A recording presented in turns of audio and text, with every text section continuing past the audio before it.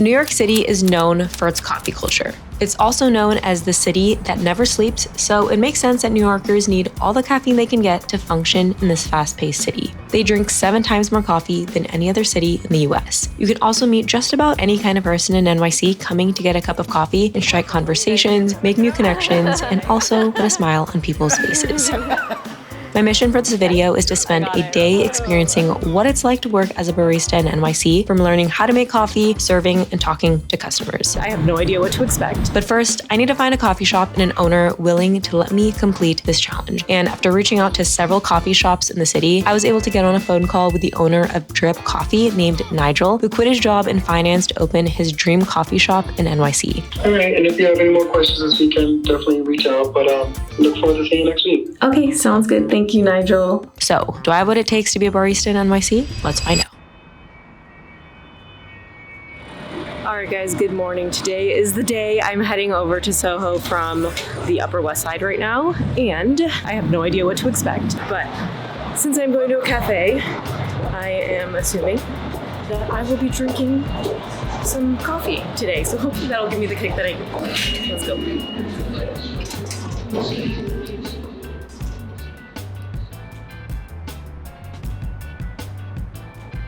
All right, guys, we just made it here to 1 Hudson Square in Soho. So we are now at Drip Coffee. Let's go meet Nigel.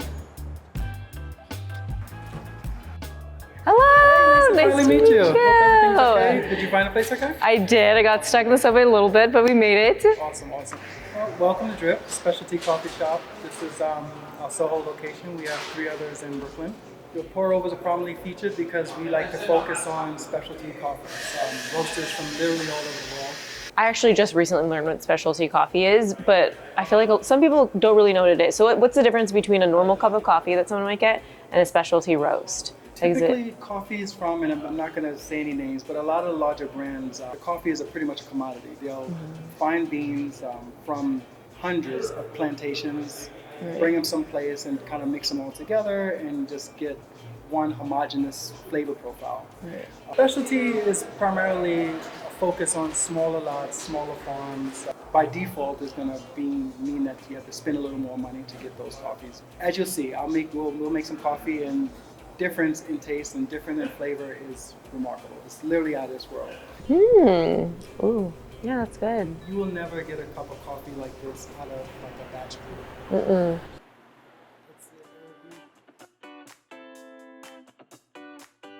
Okay, so we are now behind the counter now, and you want to show me how some of these machines work, how to make some coffee? I've never made coffee like this before. Okay, got it. Measure. Yeah, that's perfect. Okay, sweet. So the ideal is like 18 you're trying to get it to? Yeah, about 19 is fine. Yeah. This lip right here. Yes. Oh, okay. Press the heater, and then this you just turn pretty much on. The ideal pressure is like, I think it's 20 pounds. That? Okay. So you just switch that. Okay, yeah, cool. That was great. Yay! I just made my first shot of espresso here at Drip Coffee. So fun. So for milk, The milk. typically you just fill your pitcher right below that like lip, right? When you pour, you just hold the cup like this. That's how it is. Now I'll give it a try. Okay, how do you get it to be like a heart? It takes a lot. Yeah, it takes a little bit of time. Okay, guys, so I just finished making my first cappuccino ever. I don't think I've ever made myself a cappuccino before. I made myself coffee, just black coffee, but not a cappuccino. But I have a good teacher. So, how long have you been doing 10 coffee years. for? 10 years. Do you like it? Do you love it? It sounds Yeah, like you're yeah. doing. I he says he's doing love competitions of coffee. Yeah. I love doing coffee. It's a lot of connecting with people. It's a lot of tasting different coffees. How did you start doing the competitions? So I got invited to like this thing called the Latte Art Throwdown, and basically what you do is you compete against another barista. It could be from a different company, and you get judged based on the latte art that you pour into a cup. Okay, how long have you been doing coffee? When did you start working here? I have like a similar path as Gio over there. I've been doing coffee for about 8 years now. Oh, wow. And I also started at Starbucks. Nice. But Starbucks is actually who introduced me to third wave coffee because they opened up the roastery in Chelsea. And that's kind of where I got to try all these different single origins, and they roasted on site. So it was like super inspiring. It's fun. You get to like talk to people too, meet people all the time, like as they come in and out. Yeah, exactly. I'll say I thought I would totally butcher it when I was coming here this morning, because some things I'm just not good at. But you know, I think I can be a pro in no time. We're now moving on to the drip coffee. I'm gonna learn how to make this with Chris. He's gonna teach me. How do I get started? Right, so first you just want a good bag of beans. So we're using City of Saints roaster, one of my favorite roasters. For our recipes, we start with 20 grams of the coffee. Okay, how did you grind this? Like, what did you do? Yeah, this sort of latches onto this dosing cup here, and then you see all these settings. This is about like a medium core setting. It has a button over here, stop that. I already filled up this kettle, but it has temperature control in it. So this one in particular, we're gonna bring it actually to 210. And while that's heating up, we're just gonna grab our filter. We're just gonna set the filter on top of the dripper. Okay. Now it's like standard practice to wet the filter before we start brewing the coffee, just to get rid of like a bunch of the paper case. And now the next step is we're gonna pay attention to how much water we're putting and also the time. So you're just gonna turn the scale. Then after I start my timer, it's really important to like have the amount of time it takes you to do each pour. That way you're just like truly being consistent. And how much water do you try to put each time? So for the blooms, I do 60 grams. Okay. So the first one was 60, and then this one is bringing it up to 120. Okay. All right, so we're doing 60 grams. And do I start? Yep, you start and then you start pouring. Okay. A little bit over. The goal for the bloom is to make sure like all the grounds are wet. Okay. Nailed it. Okay, cool. Okay, my first pour over coffee ever. Okay, let's try this.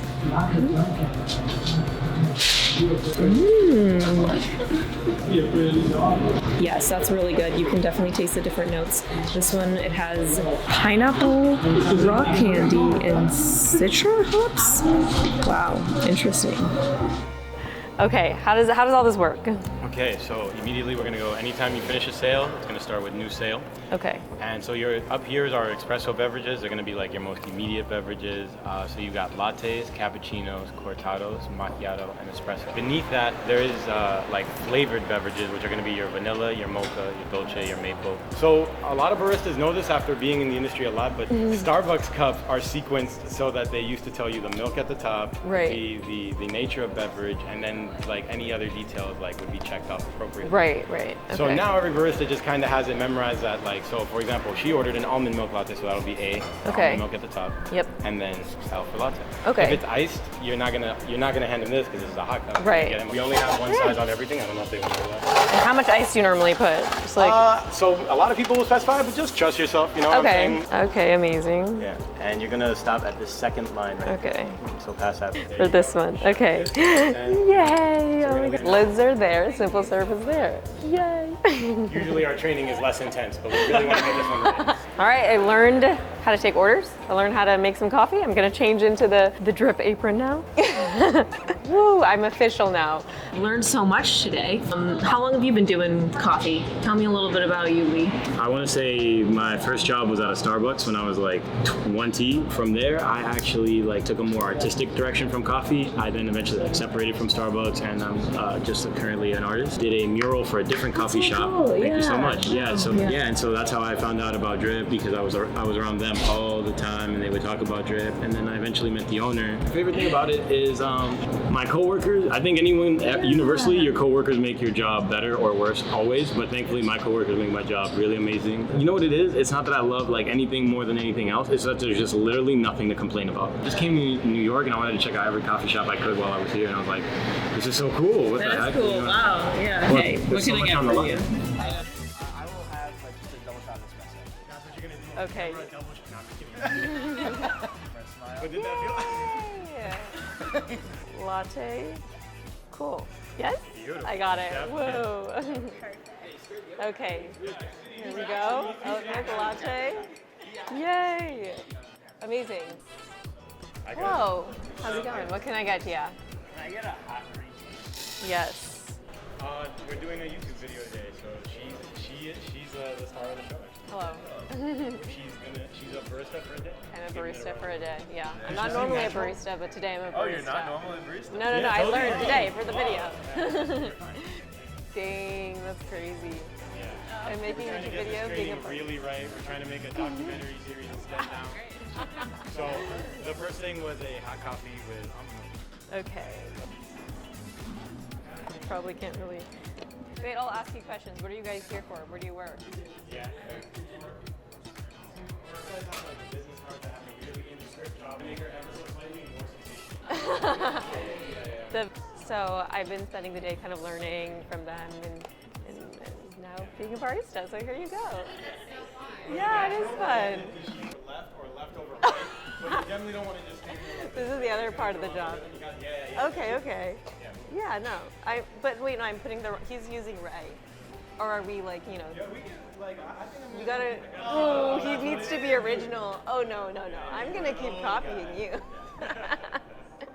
All right, guys, we are now at the counter bar here and just about wrapping up the day. How do you think you did? I had so much fun. That was really cool. I feel like I learned a lot today, and I loved hearing how passionate that you guys are about coffee. Like that's one of the best things for me to hear is like hearing people talk about something that like they're very passionate about. It's really cool. And I haven't had the chance to like ask you some questions. I wanted to share with you, like you told me a little bit about your story on how you started Drip, but I'd love for you to share a little bit more about that. I tell the people about it. I was working in finance about 10 years, and I said, you know what, I'm tired of like killing myself, working hard, long hours. You know, I want something easy, like a cafe, which was the complete opposite. But this is the first time in my life that I've ever been truly happy. So yeah, it was a life-changing opportunity, but it was one I'll never take back. Initially, around 2006, 2007, the whole like mortgage-backed securities crisis was happening, and it hit a lot of financial companies really, really hard. But I was like, this is the perfect time, you know. And I naively thought this side of the counter, it always seems a lot easier than it actually is. But once I started working in coffee shops and realizing the learning curve, the aspect of running a business is just extremely difficult. Which is why I surround myself with super smart people, because I'm still learning. Ironically, we opened the first location in Bushwick, January 2020. COVID hit, started to really hit around March 2020. So I couldn't hire people. It was super slow, but at the same time, I got to meet every single customer who came into the store. I got to form these genuine connections with people. And I really believe that that's the only reason why we're still around. That's amazing. What do you love the most about it? Top 3 things. The people. Yeah. The customers, the people who work in coffee. I'm a pretty old dude, but this is the first time in my life that I've formed genuine work relationships with people and enjoyed a company. That's amazing. That's so cool. What would you say for someone that wants to do something like this? Yeah. Whatever you're passionate about, and I know it's easy. It's always easy to say. It's like listening to some rich guy saying, "Well, money is not everything," you know. But I genuinely believe that whatever you're doing, if you're passionate about it, then you're actually living. Everything else, you're just alive. I love that, and I would agree. I mean, as someone now doing my own thing, just being able to wake up and do the thing I want to do and be excited for it is like, that's all I need. Like, I'm happy, I'm having a great time. I didn't even know what that was until Yeah. I started, until I got into this industry and developed a passion for it. Yeah. So I'm so happy I came here, and you guys should check out Drip as well. If you come to New York City, come to Drip, try some specialty coffee. You can check out the Soho location. There's 3 in Brooklyn. It was so great being here. Thank you so much. Woo, we did it! He asked if we should clap and just cut I'm to the gonna clapping. give hugs Bro, to everyone. nice. Thank you.